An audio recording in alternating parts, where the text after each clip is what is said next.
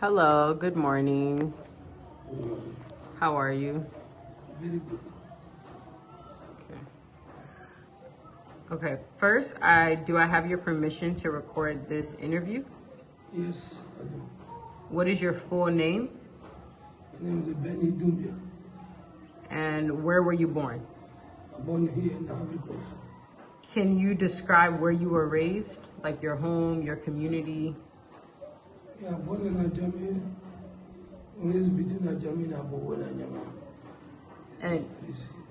and both of those are in Ivory Coast, right? Yeah, Bobo, all of them is in Ivory Coast. Okay. And are you familiar with the Brightmoor community? Yeah, I do. How are you familiar with it? Did you ever live there, work there? Yeah, I work in Brightmoor community. Then I have my shop there. You have a shop there? Yes. What type of shop? I have a mechanic shop, 21901 Finco.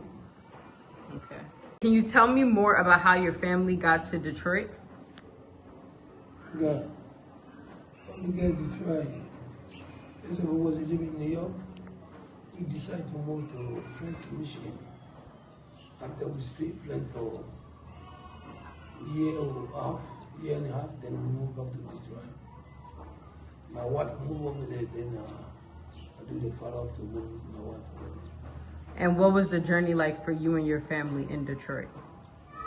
So the journey was the same because the business my wife was doing, she thinking that was a good in Detroit side more than Flint. That was the practice, so we decided to move there. What was your first impression of Detroit? Like, how did you find it? I find that Detroit because I was living in Flint. Was a few friends was living she was her friend was living in Detroit that was doing her bread. Like, did you like the Detroit community or what did you think about it? Oh yeah, I love it. It's home to Detroit. I meet a lot of people, meet good people. So you said that you were born in the Ivory Coast. So you're an immigrant from Ivory Coast, right? Yes, Who lived in Detroit. yes. And so how did you feel like the community in Detroit helped you adjust when you got there? So the community that was already there, Black Americans, other immigrants, how did they help you and your family adjust to the city? Since I met the community almost Masjid Salam. So going to the masjid, that community helped me not to that's where I find out my way to go to taxi business. Then I was driving for Luren Cab.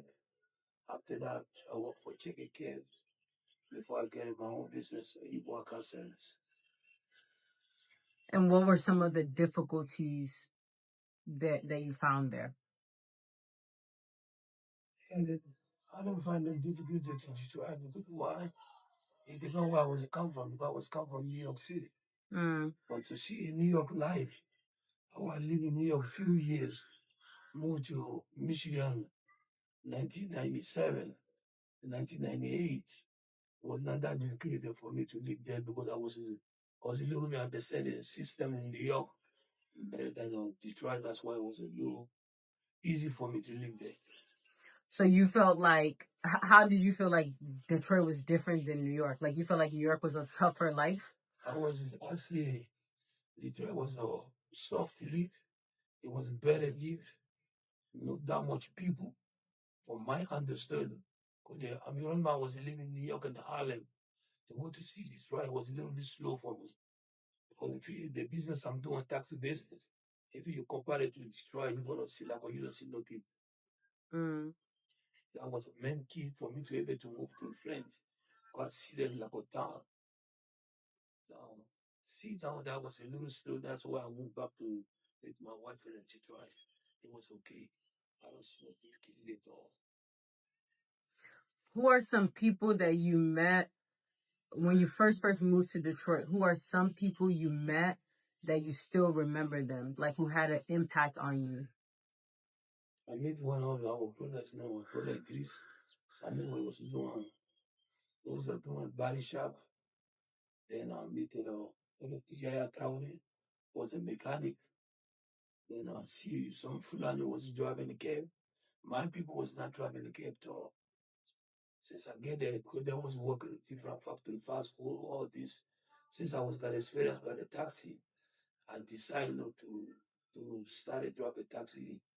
One of the Fulani people helped me to get a jump on the taxi. Also, when you first moved to Detroit, you didn't find that a lot of like Ivoirians, Malians, a lot of them were not driving taxi yet? No, I was not finding any of them to drive a taxi. That was working in a factory, fast food, get fried chicken, White Castle. Mm. That was not driving taxi at all. It wasn't their idea. It was not their idea. Since I get there, alhamdulillah, I started taxi business with them. I had majority of my people to join the business. Mm. So when you got to Detroit, how did you find? You talked about how you found work a little bit, but how did you and your family find housing? Well, first, did you guys rent? Did you own? And how did you find it? Like, did you ask In people? apartment, Okay. 1102 Shawashi. That's where we was living in an apartment. My wife is the one who find a place over there. That's where we was living. That's from there. And I moved back to 7 Mile. And 7 Mile in the last around there. That's from there I stayed since I was got another child. I'm with my two girls. Their brother come mother. That makes me decide to looking for the house. And that's one of the reasons I jumped to the house, house department to get a house. But there So, was a lot of house in the foreclosure. okay. But the trial was going down so far. A lot of people was moving out like a Harlem back in the day. Mm-hmm. That's where I take the privilege to move that area where people even don't want to live. So how did you find out about the foreclosing system? Like, did somebody tell you, oh, a lot of houses going for closing, you can buy a Yeah, because house? the one day order I see there was a project about that the mayor Kwame and we got an imam named Abdul. He mentioned that our people it's not easy for us to jump on the soul kind of situation. He invited people many times to explain to them, and we never get a courage to do so. Since one day I was walking around, I see the sign that house was up for closing for sale. That's why I take the number. I call the lady's number, Renee. She give me more information about it. She showed me the process. Then we go to. That's where I buy that house into the foreclosure law. Mm. So in Detroit, where did you feel the most like connected? Like in the city, like where did you feel the most like it was your community? If it's around 7 Mile to the Brightmoor community, I can say that way because that's the Brightmoor, our masjid there. And I get the shop over there. I wasn't feeling over there more because of the. I wasn't thinking Brightmoor can help my people to get an African town right there. That was my idea. Because I was looking at it, I'm trying to make how the Bengali, what they do, they think. I look at it, we got a masjid over there, why we cannot take advantage? We was going to all over to the, and do July 4th celebration and Anzi Park. That I look at the environment can help us more to implement ourselves right there. So you talked a little bit about your masjid. Can you tell me more of the Masjid Salam community? Were you guys always in Brightmoor or did you guys move to Brightmoor? Yeah, we moved to Brightmoor because it was in a between Blackstone and 7 Mile. That from there we move all the way to Brightmoor. It was a whole liquor store over there. Our president purchased that place. He wanted to move on. We know it was not easy because everybody was the same. Brightmoor very dangerous place. We very appreciate that young man and his leadership to be able to take his responsibility as a leader to move, make a community move over there by force. And so one of the things you said is when you guys were first moving or when you guys were thinking about moving the masjid to the Brightmoor community, some people were saying Brightmoor is dangerous. It's like this. When you guys first got there, how did you find it? Did you find that it was a difficult community? Yeah, we find it was a very difficult community because everybody was moving out. Everybody was staying there because some of the my cousin Kante was saying, "Oh, where can I bring my family right there? I don't Mm. want to go there to put my family in jungles." seriously, it was a dangerous place. Mm-hmm. It was a place of the prostitution. All the prostitution lady, you will see them back and forth. Even if you're driving a car, you're scared to bring the drug, to bring the consumer there. That it was a very dangerous community that part because all the vacant house in any city, vacant houses lot, people run over the place. That was one of the reasons. And it was dangerous that moment, man. And at least alhamdulillah, community accepted to go little by little all the way to make all of this change. Do you feel like the masjid helped with making the community less dangerous? Man, you can even mention this. That was one of the things that you can mention in this campaign. You can appreciate all the African people doing over there. That's why it was the idea. How we can help the black people to implement ourselves like an African town. You can use the language, but it was in his mind how we can do it. That was the main reason I was helping with the brother MJ. There's a African store in the same line every to be able to implement a lot of African people in the Brahmo community. So even though, like, I know when you said the masjid came, the community was changing a little bit. When did you buy your shop in Brightmoor? I bought my shop in Brightmoor in 2014. 2014. 2014. And by that time, was the community still getting a little bit better? Like, how was it at that time? Yeah, community was getting a little bit better because it wasn't there.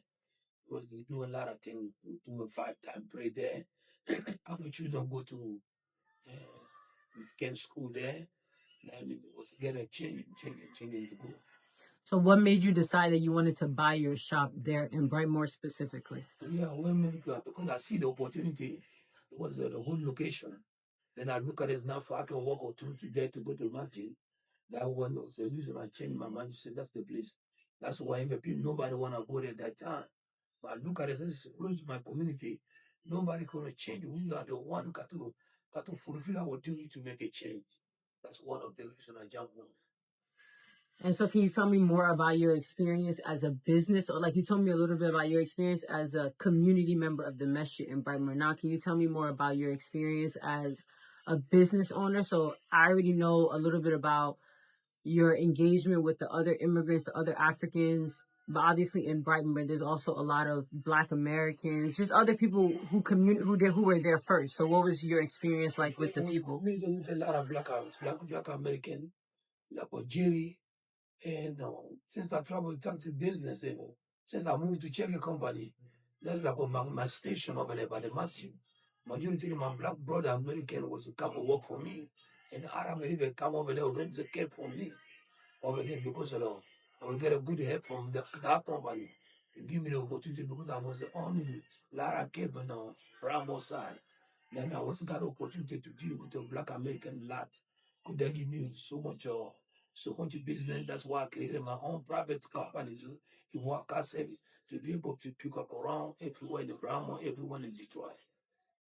And why did you feel like it was important to connect with the community who were already there? Immigrants in general, sometimes they say when we go somewhere, like I'm a Kulinyona, like we only talk to our own people, we only do stuff for our own people. Why did you feel like it was important for you to also engage with the other communities there? Yeah, I was got confident with that one because I come from the city in the Ivory Coast.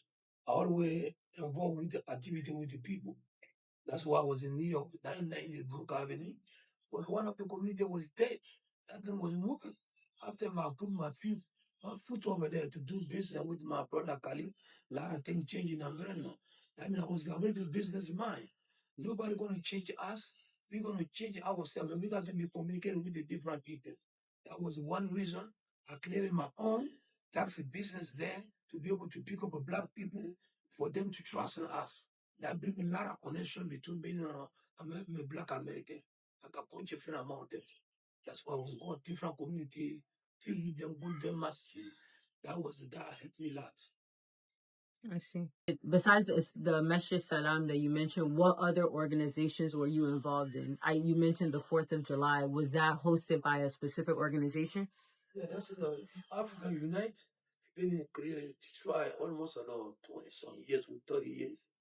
I was involved with them because I was the president of my community, Ivorian community. They leave me to be the president.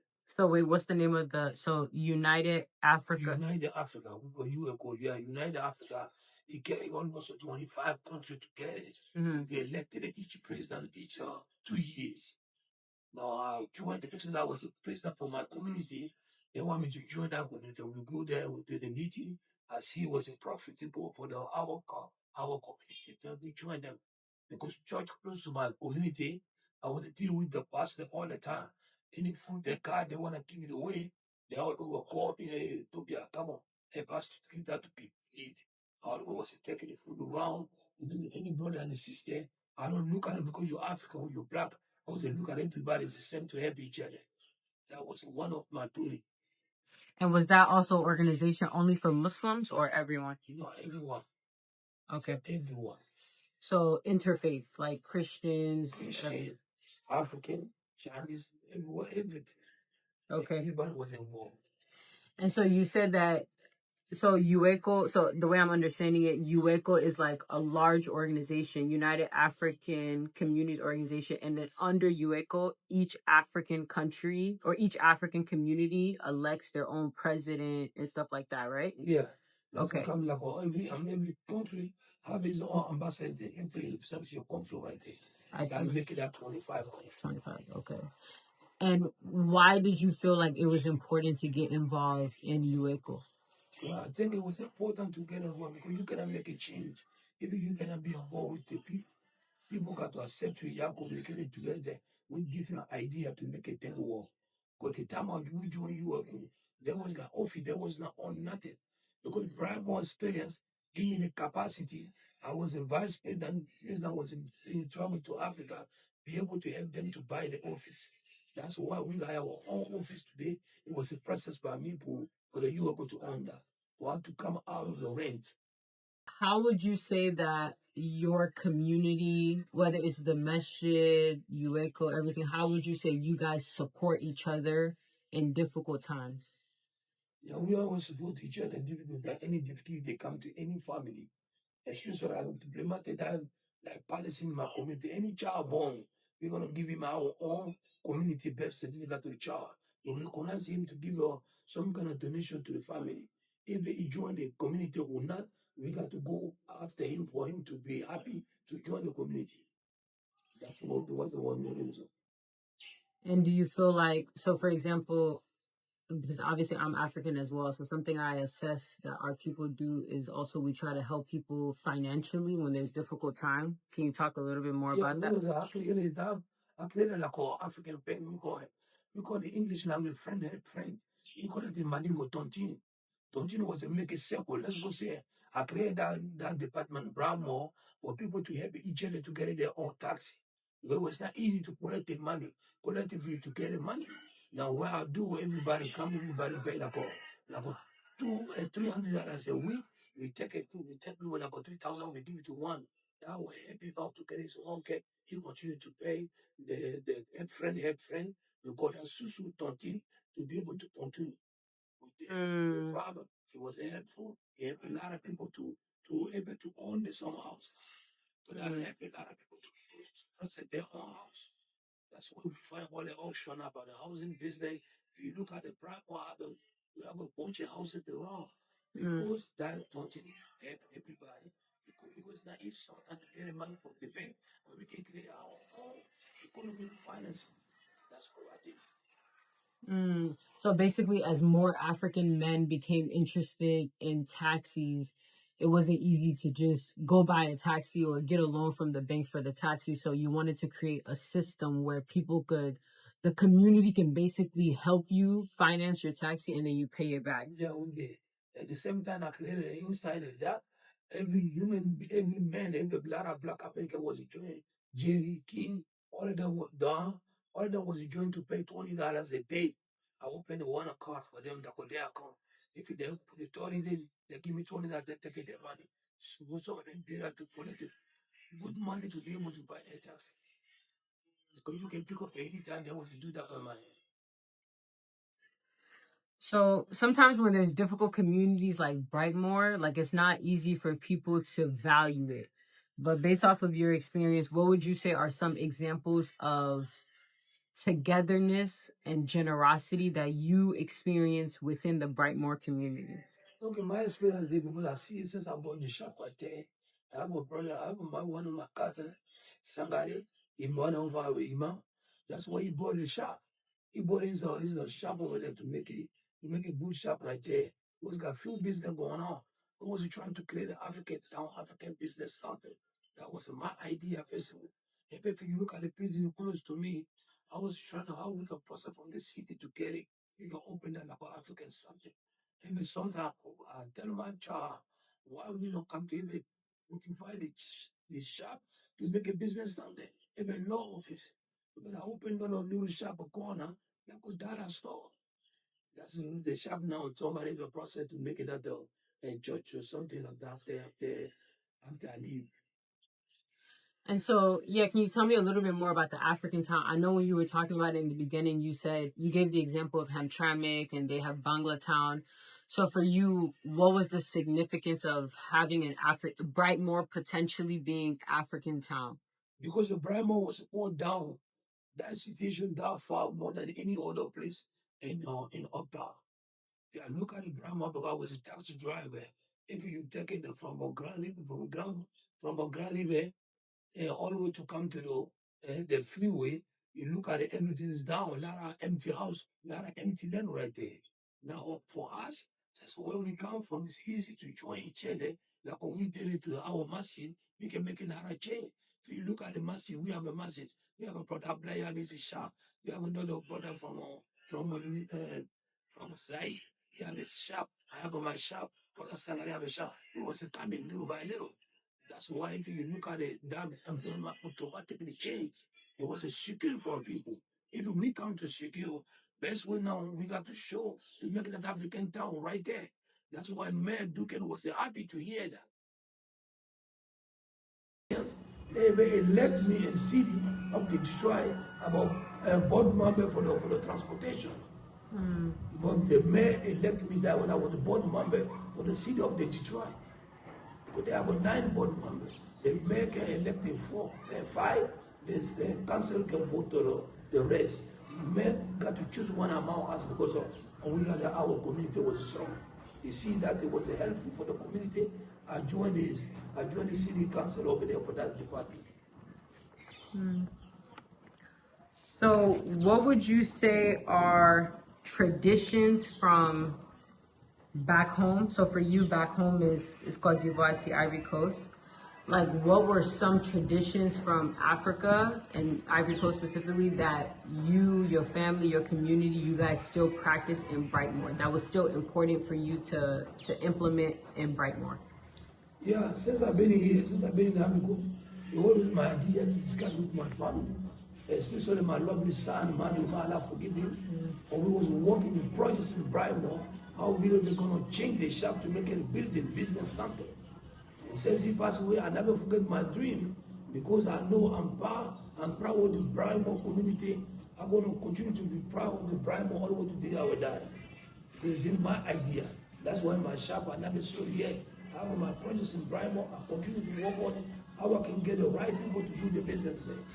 Because I love that African town. I may not call no more Brightmoor, I call that African town.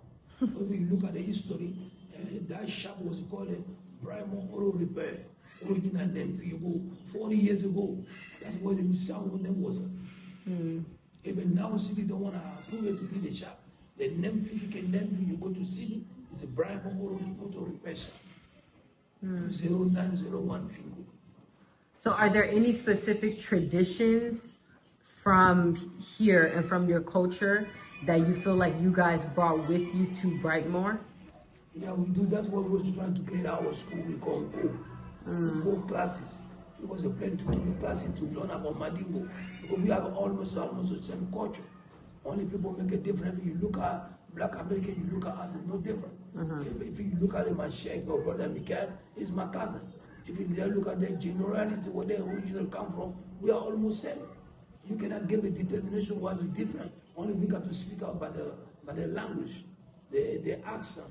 That's going to give it only the difference. while living in Detroit, you and your family, how did you stay connected to your culture, your language? How did you make sure your kids, they also stayed connected to the culture and the language as well? Yeah, because we always we talk to them our language. And they go to different community, especially we think Allah subhanahu wa ta'ala give us opportunity. Then we do in the school, and Amtramic, and the class academic. It help your children to understand their culture. That's why they have a culture day.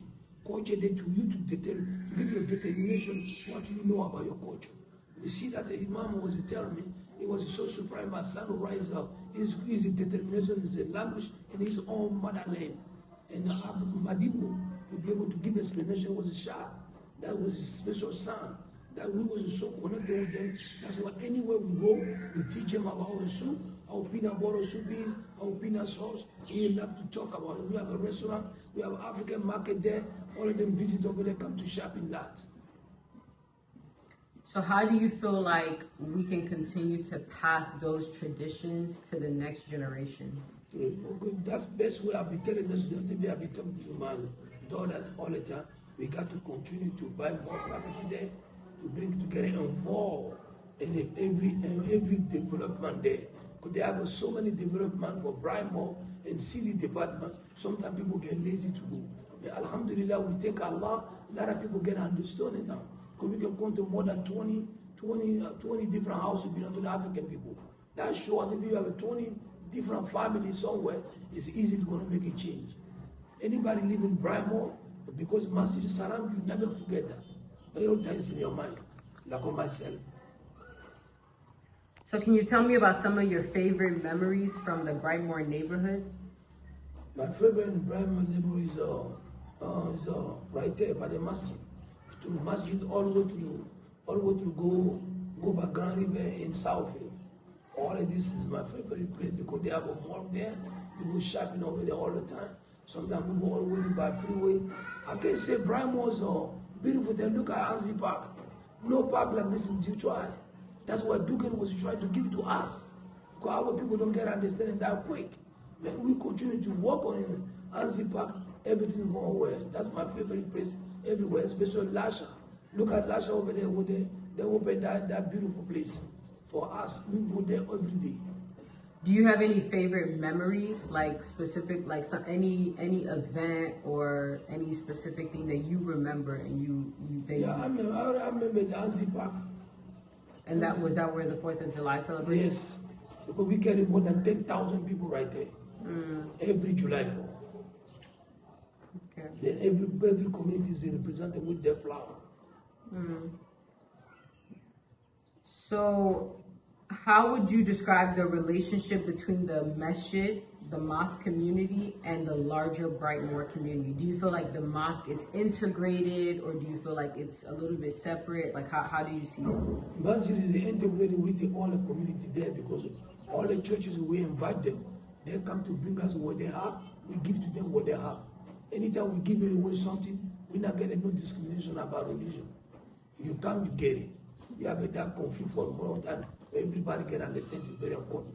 That's why the church, by me, by my shop, they always give me a lot of food to bring to my community. We give to them too. We give to everybody. That's why everybody love. Everybody cook. It does open for everybody and Detroit to come to eat there.